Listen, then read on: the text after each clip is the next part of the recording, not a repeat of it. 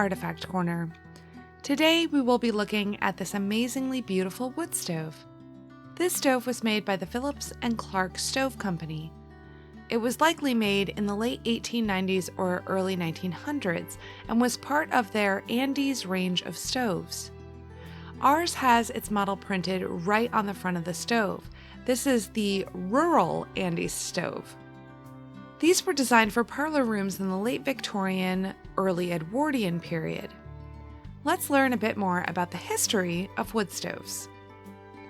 In her fantastic article from November 30th, 2023 for the Farmer's Almanac, Catherine Beckman writes the following. The first metal wood-burning stove is said to have been invented in 16th century Europe, but the stove became more common nearly 200 years later during the Industrial Revolution. In the 1740s, a wood shortage in Philadelphia inspired Benjamin Franklin to improve upon the existing open hearth.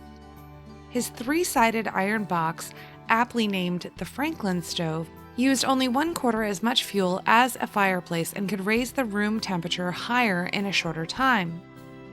Unfortunately, Franklin's design was not as ironclad as the product itself, and it did not gain much popularity.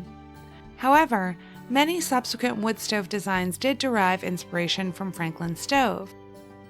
Despite the clear and obvious benefits to a wood stove, our ancestors kept heating their homes with traditional hearths.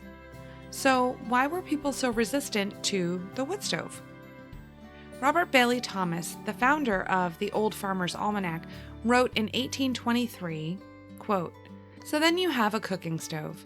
This is economical, saving much wood and labor. I know it by experience, but many people are so prejudiced against them that they will scarcely look at one. Wood has become a cash article nowadays in my neighborhood.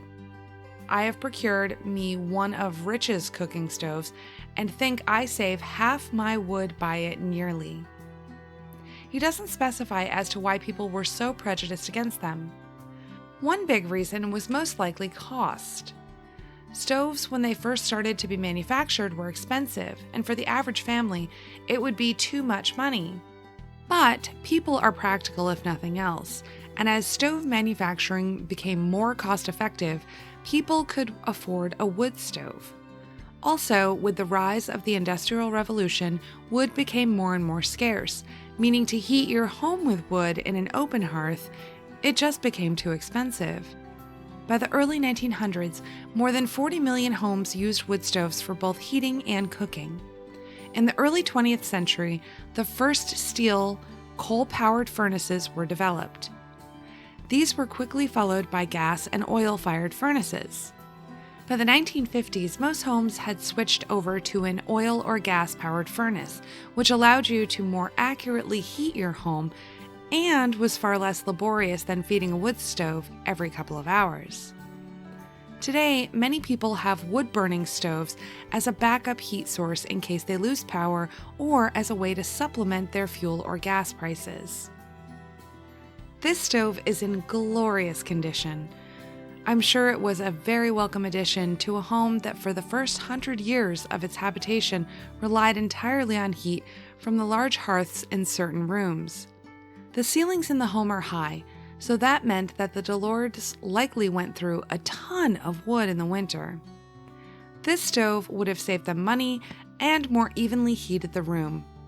We are so lucky to have this beautiful piece in our collections. Thanks so much for stopping by.